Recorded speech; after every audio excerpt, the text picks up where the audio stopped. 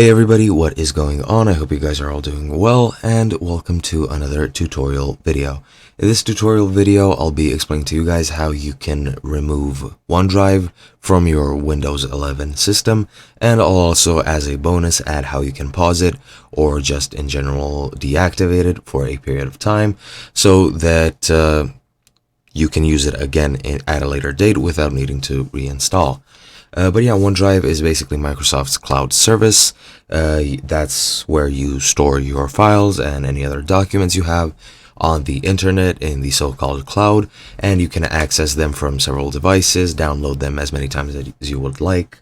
Pretty much the same thing as Google Drive is, only for Microsoft, and it is integral in Windows 11 and Windows 10.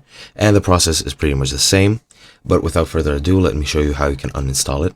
It is pretty much the same, or not pretty much, it is exactly the same as uninstalling any other program. Just go to your add or remove programs control panel section, just find OneDrive and then just click on it and click on install, and it'll be uninstalled from your device. But yeah, that's if you want to uninstall it. There is that downside that you cannot use it again without reinstalling it, so be sure that you want to actually uninstall it. If not, here's how you can turn it off, and you just need to go to the OneDrive cloud icon in the bottom right, select the settings menu. This is all for Windows 11. I don't know how you do this for Windows 10.